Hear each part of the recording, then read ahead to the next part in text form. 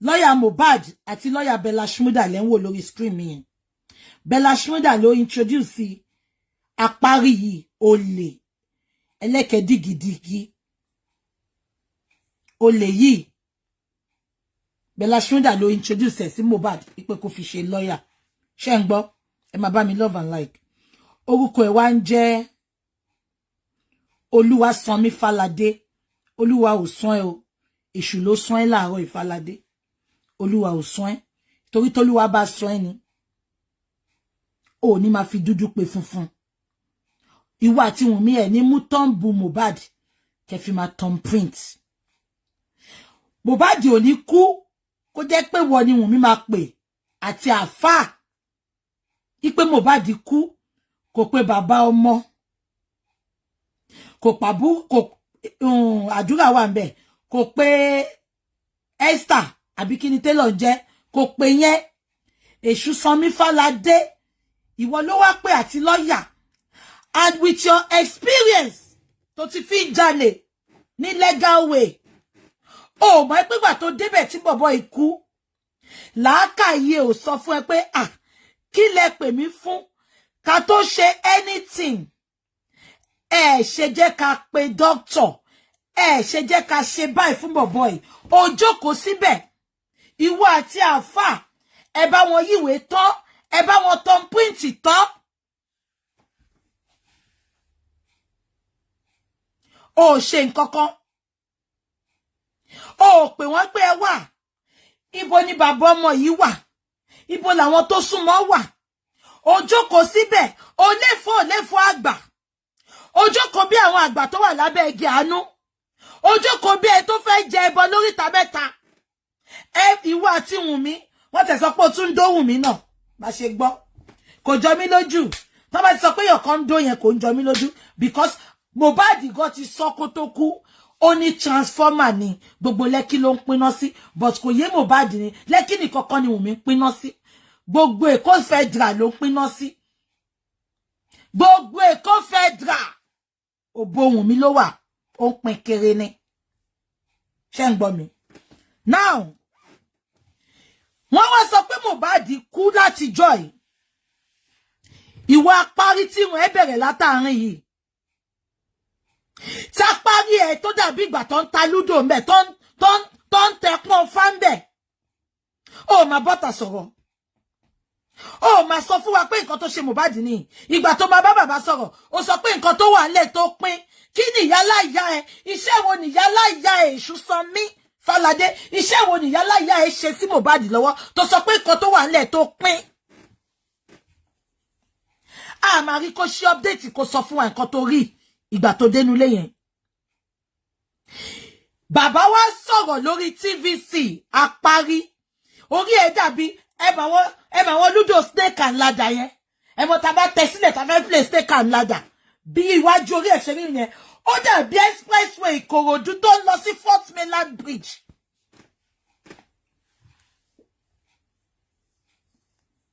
Ṣó jọ mí lójú náà ni. Àní Mohbad ni ò ní spirit of discernment láti bá gbogbo ẹ̀yin ọ̀tá yìí ṣe. Àgbà yahoo lélẹ́yìí. Eléyìí láyé Wàsábì gan tó bá mọ̀ àti láyé Wàsábì pọ̀. Láyé Wàsábì àwọn ní kéèsì ìjọlẹ̀ lọ. Eléyìí àgbà yahoo ni. Lọ́yà àwọn yahoo ni. Eléyìí ò ṣe lọ́yà gidi. Eléyìí ò ṣe lọ́yà gidi. Èṣù Sanmi Falade.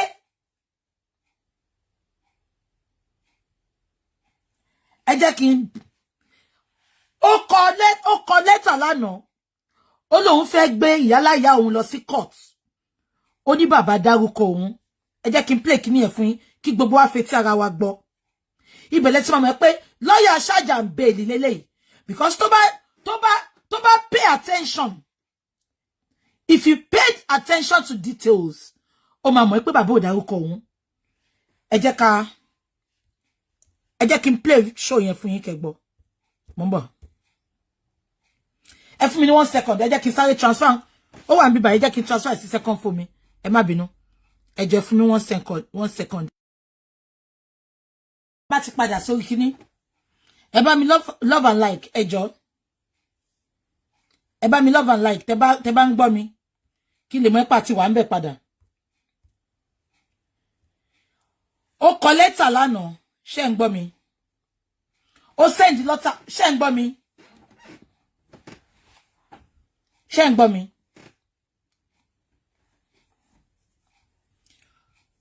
Ṣé ń gbọ́ mi? Ẹ bá mi type tẹ́ bá ń gbọ́ mi. Mo fẹ́ sure pé ń gbọ́ mi because ẹ mọ̀ pé mo ti kó lórí chat yẹn. Okay, ń gbọ́ mi. God bless you. Ó put letter up lánàá fún bàbá. Ẹ jẹ́ kí kọ́kọ́ play nǹkan tí bàbá sọ pẹ̀lú TVC. Kẹ́ bá mi gbọ́. Bí èmi lè ti ń dùn ní mi mọ̀. Oh, sorry. Sorry, ẹ má bínú. Ẹ má bínú, mo lọ gbé kíní yẹn sí. Ṣé ń gbọ́ mi? Kẹ́ bá mi sọ tó bá jẹ́ pé ẹ love and like, ṣé ń gbọ́? Ẹ jẹ́ ká kọ́kọ́ lọ gbọ́ interview bàbá pẹ̀lú TVC. Ṣé ń gbọ́? Then màá wá padà wá ka nǹkan tó sọ fún yín. Ẹ jẹ́ kí n play interview yẹn kí gbogbo yín gbọ́. Kẹ́ bá mi gbọ́ ibi tó bá ti dárúkọ bàbá ń bẹ̀. Ibi tí bàbá bá ti dárúkọ ẹ̀. Mo ń bọ̀. It's been months and the body of Mohbad is cold in a morgue somewhere in Lagos. Now I have the opportunity of having an interview with the father, and I'm going to ask him, why is it taking so long for Mohbad to be buried? My reason is this. You know, Mohbad have already been buried by me with the arrangement. They have to exhume him for some reasons. And the reason is to know exactly what came more. And since all these days now, we are still be expecting the result to come out. Which is necessary before we can even make any attempt of bury. So we need the DNA and the autopsy. Me comment, Baba. Those are the things that is delaying. Me comment. After those ones, we can make move. Okay, sir. I'm sure you know that DNA won't come from police. Gbọ́ dáadáa, ẹni sùúrù. Mo ń bọ̀. Ẹ jẹ́ kí n mú kíní mi. Ẹni sùúrù. Ẹni sùúrù. Okay, ẹ ń gbọ́ mi. Ẹ ń gbọ́. Okay. Ẹ jẹ́ kí n máa play lọ. Mo rò bẹ́ẹ̀ gbọ́ ni. Okay, mama play lọ. Okay, loud and clear. Need that DNA with some reason, because when Liam was born, I don't know the person they carried the placenta gift to. Because immediately when they born Liam, my son called me. When he called me and I respond, I even wanted to come and meet him, and he was just calling me that, Daddy, it's no need again. I was so surprised, and this kind of something had been happening since.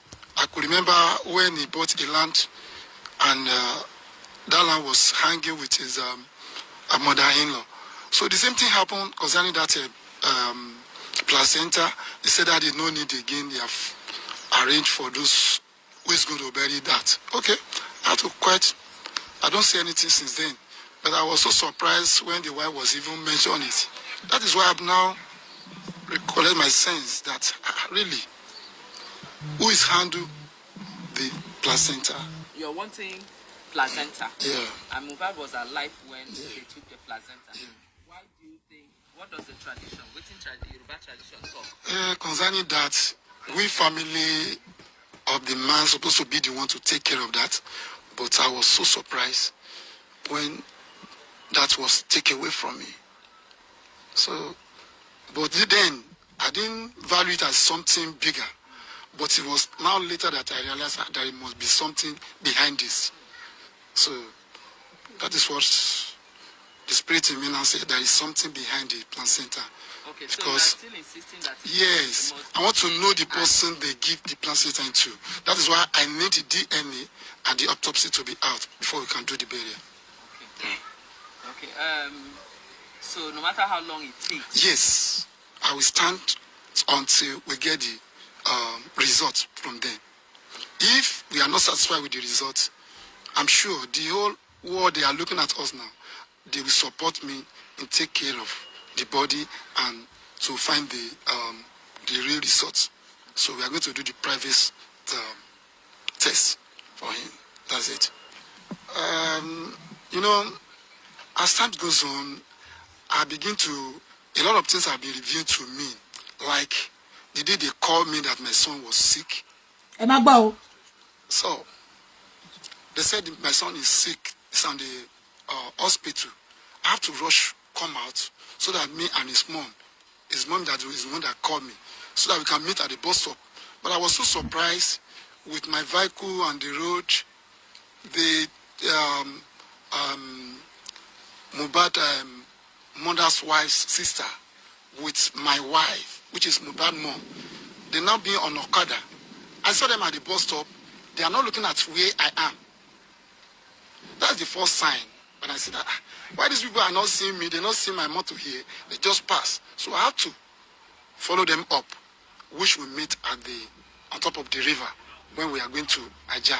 So we take a boat. So they'll be calling her. Nobody called me. So in the way I'm listening to the reply where she used to give to them that, you have been responding to the treatment. So, okay, where are we going to meet? They say we should meet at Ashapa London, bus stop. And immediately when we reach there, she called, and they call her again. I have to excuse her to collect phone from her. What is exactly what is happened? And the person that spoke to me and said, Daddy, everything is okay. The boy is all right now. We can go back home. I look at the way this guy's son, which is, what they call this boy, Darosha. He said, Daddy, you can be going home now. I'm a padasile. So when they use that kind of a proof, I say, this is not really right. That means something has happened. And I call her mom, say, that means Mohbad is dead. Because the way they have been calling her since all this day, when we now reach bus stop, for them to just come and take me to the hospital, they said I should be back home. So I have to say, and I talked to the mom, say, and when we reach where he's living, I met a lot of crowd there.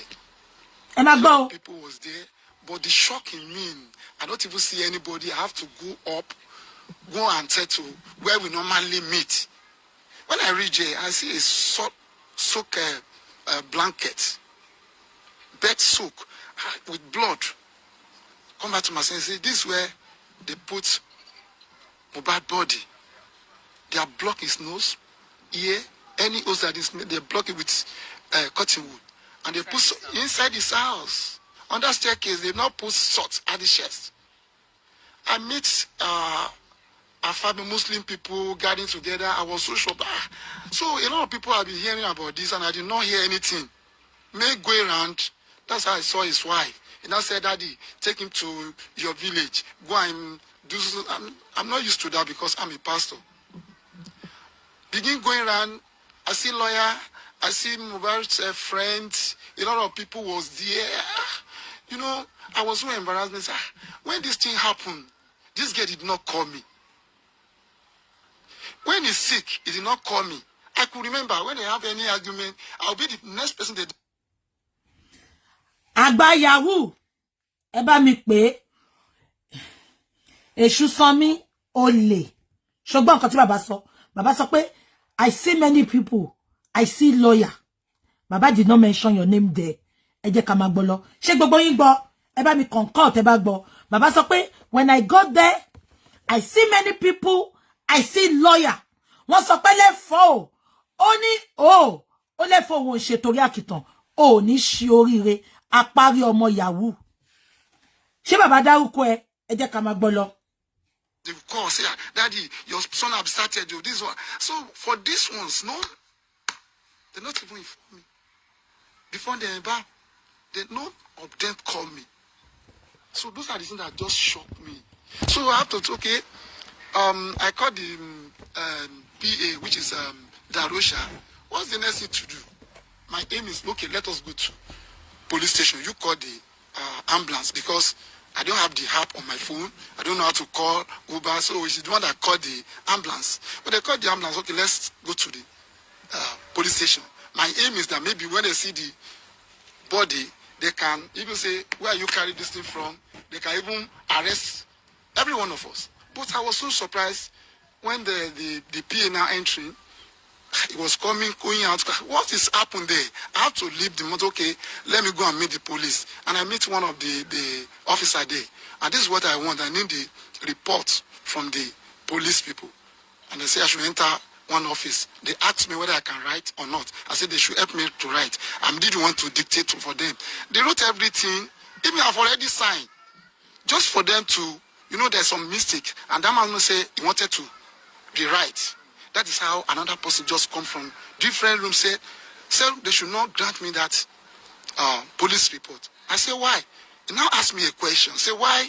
Where did I report when this event happened? And I told him that I'm a stranger here. I'm not living around here. So when I saw the body, that's why I said, let me take the right thing before we can leave here. He said, no, they cannot grant, I love and like police report. So I was so shocked. I was seeing police people that they have disappointed me because when they see body like that, they're supposed to question us. The wife was with me there. Everybody was there. Darosha entering to that police station with me. No question, nothing. Nothing. That is how they just waste like 3 hours in that police station. We don't take the body, okay. I was even thinking of. Ṣẹ́gbọ́n nǹkan tí bàbá sọ mẹ́. Bàbá sọ pé gbà táwọn gbé Mohbad dé police station. On ẹnìkan tí ń kọ nǹkan fáwọn, ọ̀gá wa bọ́ta pé kán má fáwọn. Bàbá láwọn expect pé kán béèrè pé kí ló pa ikú olókú. Bàbá ní wọn ò béèrè question kankan. Ẹ mọ nǹkan tó ń ṣe béèrè question yẹn. Because Sam Larry bàbá Liam Wumi wọ́n ti pè wọ́n ní police station. So wọ́n ti mọ nǹkan tó ṣẹlẹ̀. Because báwo ni ọlọ́pàá Nàìjíríà ṣe máa rí òkú èèyàn? Tẹ́ ní béèrè pé kí ló pa? Why are you bringing his dead body here? What happened to him? Bàbá lọ́lọ́pàá ò béèrè nǹkan kan. Wọ́n kàn sọ fáwọn pé àwọn ò lè fáwọn ní police report pé kán máa gbé lọ. Nǹkan tó dé bá àwọn ọlọ́pàá yẹn tó ń béèrè ni pé because Sam Larry ti pè. Ó ti pè ọ̀gá ọlọ́pàá Wumi tí ń bá Sam Larry chat. Ó ti sọ pé àwọn wà lọ́lọ́pàá Agungi, ọlọ́pàá Ọ̀sápá London. Ipe kó pè wọ́n. Ṣẹ̀dẹ̀ mọ̀ pé Sam Larry òun ló ń gba gbogbo owó ilẹ̀ Lẹ́kì, gbogbo owó ilẹ̀ Ọ̀sápá London, Agungi, àrẹ́sẹ̀ pa Sam Larry ni. Because báwo lèèyàn ṣe máa rí òkú èèyàn ní civilized country tí mo wà yìí? Tó bá rí òkú èèyàn lọ́wọ́ ẹ̀ àbí tó gbé lọ síbẹ̀, wọ́n máa kọ́kọ́ bi ẹni, what happened? Can we take a statement from you? Reverse was the case. Pẹ̀lú àwọn ọlọ́pàá Nàìjíríà. Instead, wọ́n lé wọn dànù ni. Because Wumi ń bá Sam Larry chat. Òun ló mú Sam Larry sọ pé all stations settled.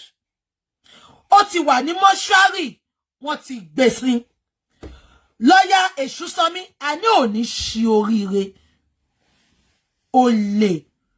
Lọ́yà àwọn yahoo. Ìwọ ò rí pé Mohbad kú. Wọ́n gbé sábẹ́ staircase, wọ́n buyọ̀ sí láyà, wọ́n fi òwú sí létí. Ó béèrè pé kí ló tó ṣe yẹn. As a lawyer, kí ni ẹ̀tọ́ ẹ̀ láti ṣe? Ó ṣe nǹkankan. Ó wá mú tombu Mohbad wá tí Wumi. Ẹ fi ń ṣe thumbprint sí gbogbo property Mohbad. Ọlọ́run á bí ẹ, olórí burúkú apárí. Orí ẹ̀ dàbí Fort Mainland Bridge. Ẹ jẹ́ ká máa gbọ́ lọ. Maybe they can even accept at the mortuary. Let's go to the mortuary. They will reach mortuary. Ẹ máa gbọ́. They asked me about the police report and the doctor report. Could you believe that doctor report is with Mohbad wife, Wumi? Ṣẹ̀rí ẹ tó bá yìí ń gbèjà Wumi. Irú ìyàwó bí Wumi tí ọmọ yín bá dàgbàdàgbà. Èyí tó bá lọ́kùnrin nínú yín. Àti èyí tó bá ní obìnrin. Tí ọmọ yín bá dàgbàdàgbà. Tó bá máa fẹ́ ìyàwó. Irú ọmọ bí Wumi lọ́lọ́run bá mi fún. Èyí tó wá ní obìnrin. Tí ọmọ yín bá dàgbàdàgbà. Tó bá máa fi ọkọ. Irú ọkọ tó níwà Wumi lọ́wọ́. Òun lọ́lọ́run bá mi fún. Ẹgbọ́n nǹkan tí bàbá sọ. Wumi mú death certificate dání. Àṣé wọ́n ti fún Wumi ní death certificate. Ní hospital tó gbé lọ. Bí a kánú mú death certificate yẹn fáwọn ọlọ́pàá. Bí a wọ́n fún ní police report. Sam Larry sọ fún Wumi pé kó má mú death certificate sílẹ̀. Ipe tó bá mú sílẹ̀. Àwọn ọlọ́pàá ò ní choice. Wọ́n fún wọn ní police report. Wọ́n á lè gbé lọ sí mortuary. Sam Larry ló control Wumi that moment. Because bàbá ọmọ ẹni. Kò dẹ̀ gbọdọ̀ má gbọ́rọ̀ sí bàbá ọmọ ẹ̀ lẹ́nu. Wumi mú death certificate yẹn dání. Ó dẹ̀ dákẹ́. ó ṣe bí ẹni tí ò mú dání. Wùmí gbogbo ìdààmú tó fún bàbá yìí níjọ́ tọ́mọ ẹ̀ kú wàá rí times 100 yẹ in billion folds. Ẹ jẹ́ ká máa gbọ́ lọ. The result, death certificate was with his wife and they did not give to me. If to say they give me that result of that death, they can still allow me to drop the body. I was confused. I don't know what to do. Police. Ṣé mọ nǹkan tó ṣẹlẹ̀? Ṣé rántí pé olórí burúkú Darosha oníkan àgbè ẹni tí kò aṣọ́kọ̀ mú tó sọ pé ìfọ̀kànbalẹ̀ ló jẹ́ kó òun níkùn. Ṣé rántí pé Darosha ìgbà tó lọ ra pósí tó sọ fún lọ́dọ̀ onípósí pé kò sí pósí ipe kan wá ń jọ kejì kan wá ra pósí àgbàlagbà. Darosha láwọn máa ra pósí ọmọdé yẹn bẹ́ẹ̀. Ipe tó ráwọn gbọ́dọ̀ sínjọ́ yẹn ṣe pé gbogbo ọjọ́ ń ṣiṣẹ́ pọ̀ ni ṣe gbọ́ tí bàbá Mohbad sọ́nsì ó ní bóyá káná fóun ní death certificate yẹn wọ́n á jẹ́ káwọn gbé ọmọ yẹn sí mọ́ṣúárì káwọn máa sin but ìtorí pé Darosha ti sọ fún ní pósí nírọ̀lẹ́ ẹjọ́ yẹn pé àwọn máa gba pósí ọmọdé yẹn bẹ́ẹ̀ because àwọn gbọ́dọ̀ sin ọmọ yẹn. Reason tó ṣe mú death certificate sílẹ̀ yẹn because káwọn mú death certificate sílẹ̀ death certificate ló máa lọ fi deposit Mohbad sí mortuary tó fi ní tètè sí but Darosha ti plan ṣe rí pé wọ́n ti orchestrate gbogbo ẹ̀ wọ́n ti plan gbogbo ẹ̀ wọ́n ti mọ nǹkan tó máa sọ. Darosha tó bá pẹ́ láyé tó bá dẹ̀ pẹ́ láyé náà ìjọ́kíjọ́ tó bá kú bó ṣe fi òkú Mohbad ráre bó ṣe máa fòkú ẹ̀ ráre nìyẹn Darosha àdàbí tó bá jẹ epo Mohbad tó bá jẹ ata ẹ̀ àbí tó bá mọ̀ nípa kú ẹ̀ ṣùgbọ́n tó bá jẹ́ pé intentionally wọ́n sọ fún ẹ pé kò sí pósí àgbàlagbà ṣùgbọ́n sọ pé kó ta pósí ọmọdé fún ẹ ìtorí ìjẹkújẹ tẹfẹ́ jẹ ìtorí nǹkan wáyé tó máa báyé lọ ó mú pósí ọmọ ọdún 5 ó lọ gbé ọmọ 26 years old síbẹ̀ Darosha bó ṣe máa ṣe òkú ẹ̀ yàmá níjọ́ tó bá kú nìyẹn Darosha níjọ́ tó bá kú pósí ọmọ ọdún kan ló máa kún ẹ sí ló máa ṣẹ́ ẹ sí wọn ti ẹ̀ ní rí gbogbo pieces egungun ẹ ìtorí ó ṣe ìkà èèyàn ó rí ẹ àṣẹjẹ orí ẹ àṣẹ bí ẹ òun tàràkà kiri títì orí jẹ orí mu you were living from hand to mouth. Ọmọ ìdẹ wò pé òun ti lówó tán ipe kò wá bóun ṣiṣẹ́ ó wò pé family òun ní ẹ àbúrò ìyá òun ní ẹ ò lè pa òun lára ó rí àwọn ará tàǹbẹ kò mú wọn kán wá bóun ṣiṣẹ́ ó believe in you ó trust in you. Darosha ìwọ àti Wùmí àti èpè tó pera ẹ̀ ládùúrà ẹ̀dẹ̀ pawọ́pọ̀ ẹ̀dẹ̀ pa bọ̀bọ̀ ẹ̀ tún sín. Darosha òkú ara rẹ̀ ni kò síjọ́ tó lè kú wọ́n á fi òkú ẹ̀ ráre. Bíbélì jẹ́ kó yé mi pé nǹkan tá bá fi san nǹkan tá bá fi fúnyàn la máa fi gbà ìgbà tó fi san fún Mohbad ló máa fi san fún ẹ Darosha. Ẹ jẹ́ ká máa gbọ́ lọ. Police have disappointed me. The mortuary people said this is their procedure. She's there with his baby. Our sister, our junior mother sister was with us there. Mama Tunde, she was with us. And Anya, Adura, a lot of them follow me to this that hospital. We carry like 2-3 cars go. The ambulance with 2 cars. Okay, so when they were asking for police report and the rest, she was inside motor, neglect everything. She didn't respond to anything. I have to let there around 3. Shetiba, eba my love and like one flag video yen. E my love and like Wumi, shoga what to think flag yen. Oh, ni fi gbeli ayé ṣe ohun rere. Àyàfi tó bá pa Mohbad. Àyàfi tó bá mọ̀ kú pa Mohbad. Sori gbogbo flag tó ń flag yen. Sori ọwọ́ ẹ̀ yẹn, ó tẹ́ lè fi ṣe nǹkan rẹ̀ mọ́. Ìtorí ó pa odindi ọmọ nu ilé kan. Ọwọ́ ẹ̀ jẹ́ ti wà ńbẹ̀. Ìwọ àti Darosha àtèpè tó pé rẹ̀ ládùúrà. Ẹ̀jẹ̀ ti wà lọ́wọ́ yín. Stop flagging my chat. Let me talk. Stop flagging my chat. Àṣànà, apàyàn, apọkọjayé, aṣẹ́wó oríta lórí, transformer Lekki. Get the hell off of my page. Stop flagging my chat. Apàyàn, ọ̀dájú abiyamọ, ọ̀dájú olóṣó.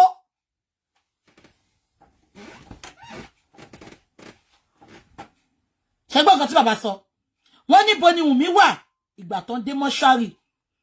Bàbá sọ pé ó wà nínú mọ́tò kò tiẹ̀ dá sáwọn ọ̀dájú abiyamọ. Ẹ mọ̀ epo tí ń pààyàn tipẹ́. Mohbad sọ náà ó ní wà táwọn ẹbí ẹ̀ tí ń ṣe tipẹ́ ó ní tèmi lẹ máa fi ṣàṣemọ́. Kí ni Mohbad rí tẹ́ fẹ́ jẹ́ kó sọ síta yàtọ̀ sọ́mọ àlè tó gbé fún? Kí ló ti ṣe lójú Mohbad rí tẹ́ fẹ́ jẹ́ kó sọ síta? Ẹ wá pa ó máa pé wọ́jọ pọ̀ pa gbogbo yín tẹ́ pa ni. Ṣe bẹ́ẹ̀ tí ẹ yìí Mohbad sin, wọn ò ní rí egungun yín kan báyìí, wọn ò ní rí mú. Ẹ jẹ́ ká máa gbọ́ lọ. 3 o'clock in the midnight to my house for me to go and arrange, and everything was handed over to the PA, which is Darosha. So, sir, are you saying that when you got to Mohbad's house, yeah, his body has already been prepared? Yes, they're being embalmed. They're wearing clothes. And I didn't know the person that dressed it up because it was with a shirt, short sleeve, with a trouser. Which I know that someone have dressed him in that form. They embalmed me. And they said it's Darosha that embalm and do such a thing like that. And you said there was salt on his chest? Yes. It's already packed. Yes, it's already packed. They embalm him with a local way, put salt, put a cotton wound in the nose, in the ear. That is how I met him. And the salt was where? The salt was at the chest. They put it at the chest. It's not a bowl, they just put it at the chest. Sherry Gbogbo Corona inquest, Igor, I don't know. It's just a waste of time, honestly. Because all the handwritings are written on the wall. The police, they've got enough evidence to nail all these suspects. All these suspects, all these evil people. Èpè tó péré ládùúrà, Darosha olórí burúkú oníkan àgbè, Wumi apọkọjáyé apààyàn, aṣẹ́wó Rita lórí. Ṣé ráwọn mẹ́ta yẹn inú prison ló jẹ́ kó wà? They are the prime suspects. I don't know why they are keeping quiet. Ṣé ká wá sọ pé kò sí òfin mọ́ ní Nàìjíríà ni? Ṣé ká wá sọ pé téèyàn ò bá lówó ní Nàìjíríà mọ́ kò lè gba ìdájọ́ tó péye ni? What is really happening? Ẹ sọ fún mi. Kí ló ń ṣẹlẹ̀ gangan náà? Because gbogbo nǹkan tí bàbá yìí sọ látijọ́ yìí ni kò yí ọ̀rọ̀ ẹ̀ padà. Police dẹ̀ dákẹ́. Àbí báwo ni ọkọ èèyàn ṣe máa kú? Alleged husband. Báwo ni Mohbad ṣe máa kú lọ́wọ́ Wùmí tó jẹ́ pé Fálànà ni Wùmí sáré lọ pé? Ẹ bá mi dákẹ́, bá mi gbé yẹ̀wò. Ṣé bàbá Mohbad, ṣé Mohbad lè jẹ́ ọmọ tó wá láti ilé-ire, ọmọ tó jẹ́ olówó? Káwọn olórí burúkú àgọ́ mẹ́ta ìkọ́yìn máa rìn lórí títì Nàìjíríà. Come and love from one place to the another. Kí wèrè bọ́ta kó máa ṣe dependable God. God has seen your struggle. What is your struggle? Your struggle is you killing Mohbad. Your struggle is you having blood on your hand. Your struggle is you stealing all Mohbad's will. Ṣé ká sọ pé kò sí justice ní Nigeria money? I don't get it. Because gbogbo nǹkan tó ṣẹlẹ̀ yìí lásán. Àwọn prime suspect ń rìn. Èpè tó péré ládùúrà, ìyẹn mú ó sọ di green. Ó sọ̀rọ̀ ẹ̀ di lemon boy. Ó sọ̀rọ̀ ẹ̀ di limca. Ìyẹn lòun òun Mohbad Junior ó ń kọrin. Ta ni ò bá wà nínú káló kó máa jẹ ẹ̀wà tí ò jiná. Ẹ pa odindi ọmọ. Ẹ tún wá ń hùwà ta ló máa bí mí. Ẹ tún wá ń hùwà kò sí nǹkan tó lè ṣe. Mo ń sọ fún yín ní àárọ̀ ẹ̀. Tí ọba yóò bá dáadáa, ọba ọ̀run á dá.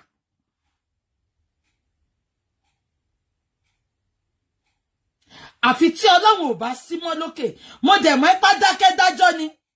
Òru ọkẹ̀ ń bẹ̀rẹ̀ bí ìjà. Ògbéni níjà kẹ́rù òbo níjà ni. Ó máa dá fún yín gẹ́gẹ́ bẹ́ ṣe ṣe. Àfi tí ò bá sí lókè. Ṣùgbọ́n tí mo mọ̀ ẹ́ pé yìí ń gbàdúrà. Ọlọ́run mi tó ń dáná nídìí àrò tí kò kúrò bẹ́ẹ̀. Wumi, Darosha, èpè tó péré ládùúrà. Gbogbo yín, you will see the wrath of God very, very soon. I swear with my living God. Àfi t'Ọlọ́run ò bá sí lókè mọ́. Ẹ jẹ́ ká máa gbọ́ lọ. I asked them what they said that is how to embalm, because with my experience I didn't know that kind of something. At least when somebody dead, they're supposed to take it to the mortuary. That's supposed to be the first thing. But they had to carry the body back home for them to do their evil things. Could you believe that I met a lawyer, not a doctor, inside that compound, just for them to arrange what they wanted to arrange? I was so sure when I hear say the 26 years was having a will. I met a lawyer. Apari olórí Fort Wayland Bridge ṣan dárúkọ ẹ ó máa ń pọ́nra ilé ṣàkín ṣe bí ọ̀rá olórí bú lọ́ọ̀yà ṣájà ń bèèrè tí ò bá ṣòwò Mohbad tó ti kó jẹ ni ṣe bá mo bá wo ẹ ṣe rí tẹ́lẹ̀ kìkì èélá kìkì èfo kìkì èélá àti ìfo ló bú ẹ lójú náà within 3 months tí Mohbad kú tó ti tí wà tí Wùnmí tẹ́ ti ṣàpapín owó òun máa la ṣẹ̀ṣẹ̀ rí skin àti èélá àti ìfo ó mà jọ ń bára wọn jà tẹ́lẹ̀ ni ààrẹ ò mà jọ báyìí within 3 months tí Mohbad kú ó ti kówó jẹ ṣé ò sọ fún bàbá Mohbad pé nǹkan tó wà nílẹ̀ máa tó pín kí lẹ fẹ́ pín ṣé ogún ìyálà ìyá pọ̀nrí ìyálà ìyá ẹ̀ lẹ fẹ́ pín ni elétè mọmọrí mọmọ ó dàbí Dr. Wu ṣé bàbá dárúkọ ẹ tí ò bá ṣe pé guilty conscience tó fẹ́ pa ẹ́ tó dẹ̀ máa pa ìyálà ìyá ẹ̀ olè ó ṣe mú tẹ́rẹrẹ bí àpẹẹrẹ àjàṣẹ́ ẹ wo mú ẹ imú ẹ ó pín yín kì sórí ẹnu ẹ ìyẹn dàbí àpẹẹrẹ àjàṣẹ́ olè ṣé bàbá dárúkọ ẹ wọ́n lẹ́lẹ́fọ́ ó ní ó lẹ́fọ́ òun ò ṣe torí àkìtàn mo mọ̀ pé lórí burúkú ẹ ìwọ ló kọ lẹ́tà management yẹn olórí burúkú ẹ wọ́n máa péjọ pa ẹgbẹ́ yìí àwọn ọmọṣòdì wọ́n máa fi gògùn ojú ẹ yẹn wọ́n máa yọ ojú ẹ yẹn bọ́lẹ̀ fún ẹni èmi tí mo sọ bẹ́ẹ̀ ni ṣé lórí burúkú ni ẹni láyé wàsábì gan ó mọṣẹ́ ju ẹ lọ láyé wàsábì mọṣẹ́ ju ẹ lọ because tó bá ní o mọṣẹ́ ni ò ní mú tọ́ǹbù Mohbad kó máa fi tọ́ǹbù wíìlì ṣó dárúkọ ẹ ó máa ń pọ́ra ilé o èṣù sanmi tó lóhun olúwa sanmi olúwa ò sún èṣù ló sún ẹ Ṣàngó ló sún ẹ torí tólúwa bá sún ẹ ni wà ní conscience tí ò ní mú tọ́ǹbù Mohbad kẹ́ máa fi tẹ wíìlì Ṣàngó ló sún ẹ Ọya ló sún ẹ èṣù ló sún ẹ ọlọ́run ò sí ń bí burúkú olórí ibú alẹ́ Wùnmí abájọ tí Wùnmí ò lè ṣe DNA kò tiẹ̀ mọ́ ẹni tó lọ́mọ gan confused.com kò mọ́ ẹni tó lọ́mọ bí sọmí ló ní ni o bí Sam Larry ló ní ni o bí eriwo ya ọba ń kí ọ àwọn òdárúkọ èèyàn kọ́kọ́ ọba ń kí ọ àmín tó ní bí Naira Marley ló ní ni o àmọ́ bí àyánù ló ní ni o àmọ́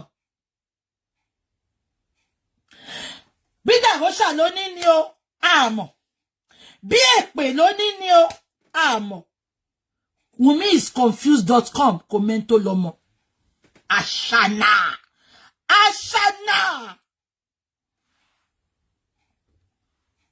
Me as a father, I'm 50, 60 years of age now. I do not have something like that. I never think of say writing my will. 26 years old boy was writing a will, which is capital no. So they have to collaborate with the lawyer. The lawyer to maybe to put his hand into many things that is not right. 26 years of age, now thinking of having his own way. And Mohbad is a... Ẹ jẹ́ ká sọ kíní kó yé gbogbo wa. Èṣù sanmi, Ṣàngó sanmi, apárí ọmọ ṣáàbànà. Àgbà yahoo.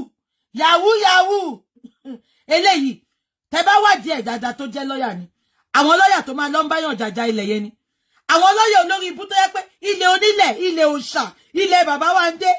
Àwọn iṣẹ́ tó máa ń ṣe nìyẹn. Iṣẹ́ burúkú ló bá ẹ ti mọ àwọn lọ́yà yẹn. Àwọn lọ́yà olóògùn.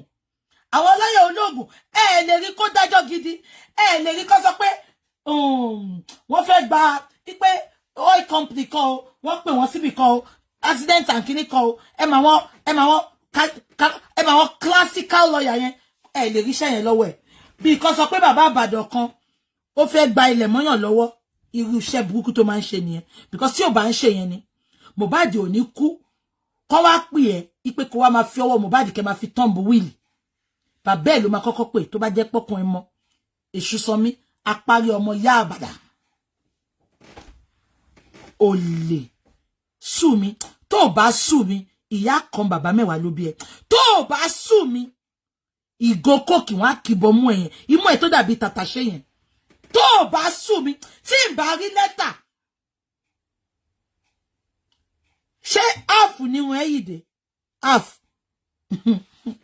ìwọ àti bàbá ìjàsco ẹ máa fi gbàgàgà lórí bí irun ẹ bá ṣe lọ sẹ́yìn tó ní tó bá sú mi èṣù sanmi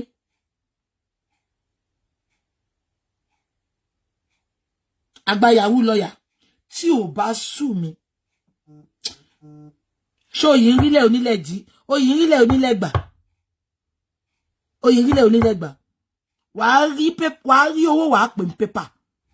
Kò sí bó ṣe lè lu jìbìtì tú. Tó bá sú mi, èṣù sọ mí. Wàá rí owó wàá pè ní paper. Ẹ wo mọ́ ẹ bó ṣe rí. Ó dàbí tàtàṣé. Olòṣì olè. Ó paná ojú kan fi kan ríran. Tẹ́ bá máa jalè ní paná ojú kan. Ẹ lọ wo gbogbo accident ẹ lẹ́kọ̀ọ́. Bí ká gbalẹ̀ onílẹ̀. Bí kó talẹ̀ fẹ́yàn mẹ́wàá. Iṣẹ́ tá máa ṣe nìyẹn. Iṣẹ́ gidi ò lè sí lọ́wọ́ ru lọ́yà báyìí. Olórí burúkú. Ibi tó ti ń dóhùn mi ní kọ́nà bí kíṣìnì ìjọ́ tí Mohbad kú. Ẹ̀rí kókó orí ẹ̀. Ibẹ̀ ló ti forí gbá. Èṣù ń bọ̀ nù kíṣìn wọn mọ̀ pé ń bọ̀. Ó ti mú bí sẹ́gbẹ́ kan. Ó ti yẹ pátá ẹ̀. Ó ti kókó bọ̀. Tọ́ṣì ọ̀tọ̀ ní. Ó lọ bá dárò nù ilé ni. Ó bá dárò tán. Ó yẹ pátá wèrè sẹ́gbẹ́ kan. Ó kókó bọ̀. Olòṣì ẹ̀rí wájú orí ẹ̀. Ó dàbí ìwo.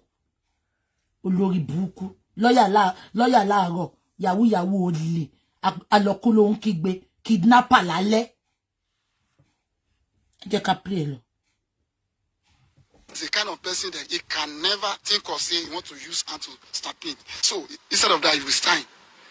Because he's dead, they have to call lawyer to do their own mathematics inside. It's God that want to expose them. So, sir, I'm asking, did he interpret or sign the will? He interpreted the will instead of sign. Ṣé Bàbá ò ní dementia. Àbórí ẹ̀ burú ni. Ó lè san mí. Ṣé bàbá dárúkọ ẹ̀? Tí bàbá bá tiẹ̀ dárúkọ ẹ̀ ńkọ́? Ta ni bàbá ńlá bàbá ẹ̀? Tó lè dárúkọ ẹ̀. Ó ní ṣe oríire. Ìgbà ńlá dogi yàlá ya ẹ̀. Tó bá dárúkọ ẹ̀ ńkọ́? Who are you? Tó lè dárúkọ ẹ̀. You were working for his son as far as I'm concerned. Tó mo bá fún ẹ̀ṣẹ̀ ṣe olè oúnjẹ jẹ náà. Tó bá ti lọ jílé onílẹ̀. Olè. Òun àti bàbá wa ndé mọ̀mọ́ tó ta lè òṣàjù. Olè. Tó bá dárúkọ ẹ̀ ńkọ́? Ọmọ àlè jati adójútì ni. Ṣé o ra wọn Bọ́lá Ìgè ńgbà ayé wọn? O ra wọn Gani Fáwẹ́mi. O fẹ́ fi wàjọ Fálànà.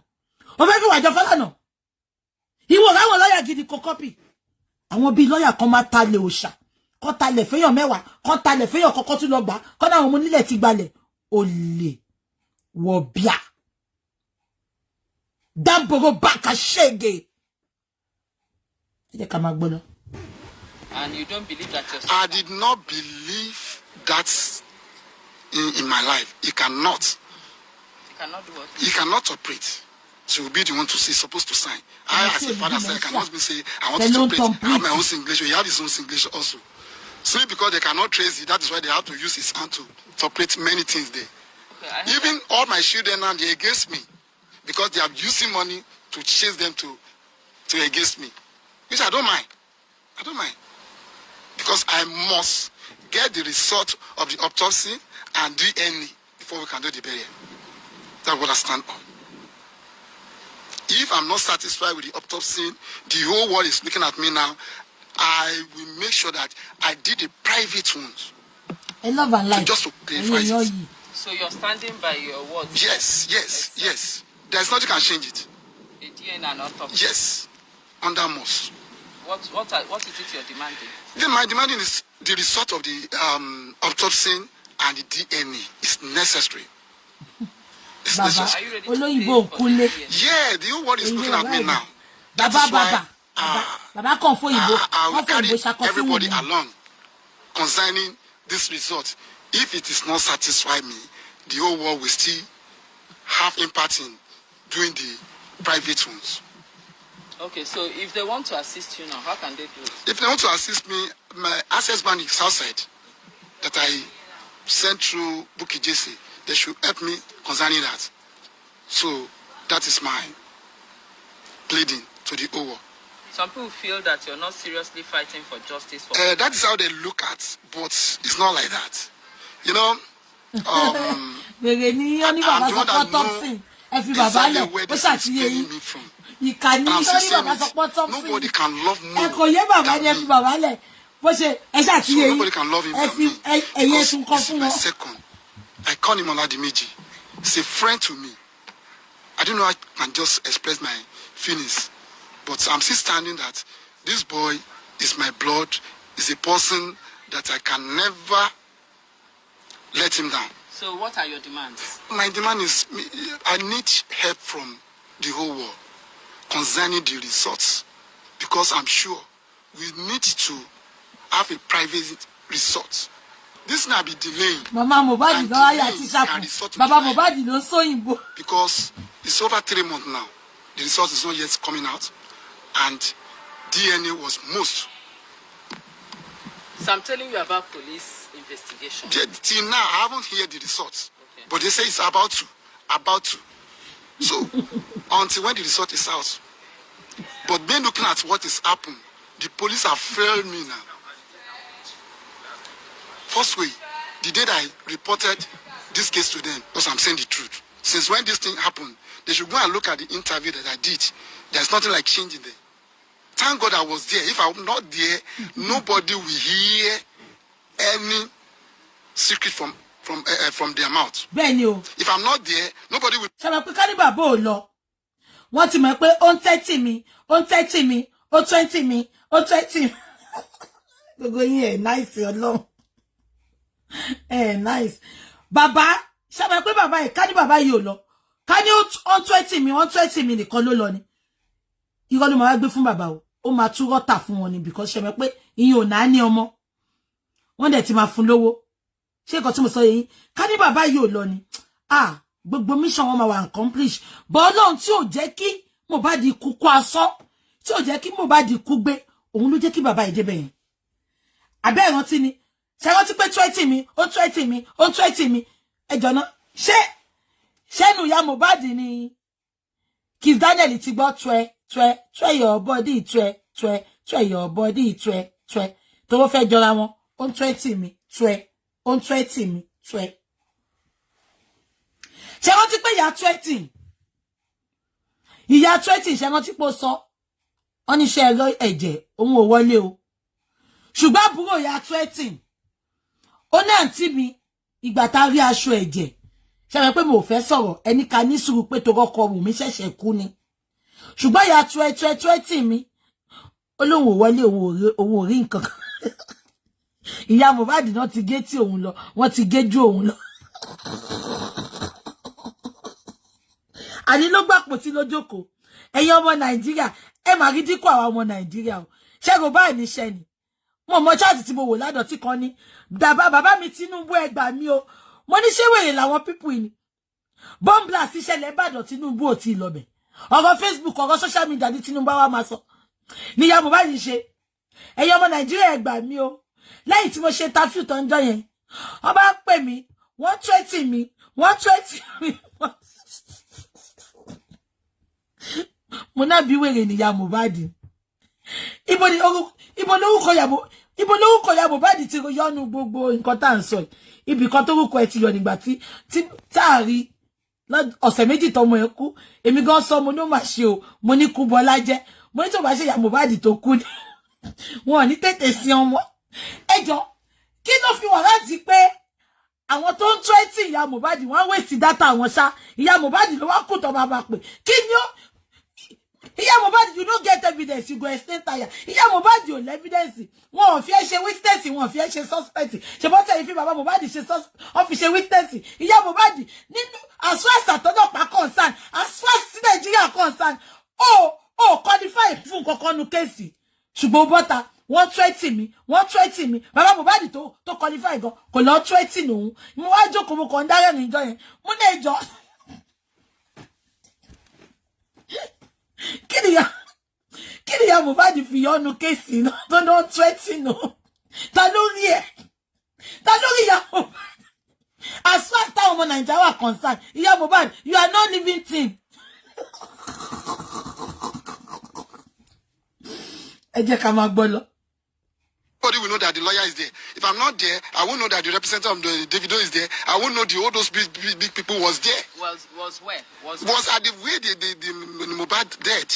Okay, at his house. At his house. Yeah. And who did you meet at his house? Here, I met Davido representative. There was one musician they call Anya. That one was there. Asnatan was there. and the whole band of Mohbad, Manization, they are present there. Lifestyle, DJ Bams, Adura, and his wife, lawyer, and many of that people. So, do you think you've been abandoned? No. You know, it's not. You know, Sir, sorry, let me just ask you this. Is it about his property or is it about his death? What is more important to you? See, the life was so important to me. You know, Mohbad is just like a joy to me. If he doesn't give me money, I did not even think of that. Because whatever I'm seeing is my joy. Yeah, because... Now, what brings this thing out is that the people surrounding him, they kill him because of what he has. Are you saying police didn't do a thorough job? Yes, I insist that police did not do a thorough job at all. People that's fighting for the right thing now, where they know they want to fight for justice for Mohbad, you have to silence them. Yes, they write their name, they petition them, they want to silence the people that are telling the truth. Since all this day, I was unable to sleep in my house. From one mountain to another mountain. I'm just from mountain now. Almost 15 days. I cannot sleep at home. Okay, sir. People, they're also saying that is it true that you're dragging Wumi because of property? Jeez, property. Man, it's a son to me. Whatever Mohbad have, supposed to be for his own son. That is it. So, who is saying? So, I just want to clear is he in the right position? All those things they now arrange, which they want to fool the whole world. The lawyer was sitting with them there. The lawyer will be the first person they call. They did not call me as a father. They now said, my son now used subpoena. Almost a graduate, he cannot sign anymore. When you have something with Naramadi, you have to sign. I know the kind of person that he be. They now say he used something. Actually,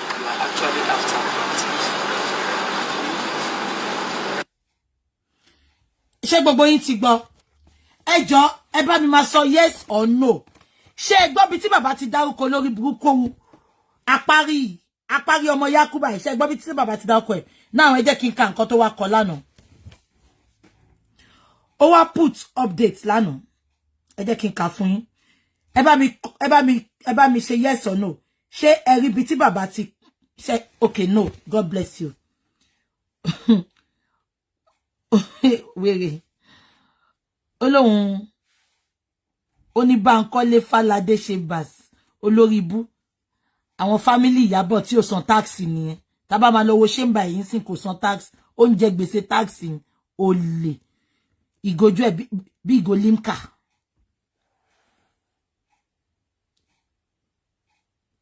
ẹ máa gbọ́ nǹkan tó sọ ó ní defamation by libel.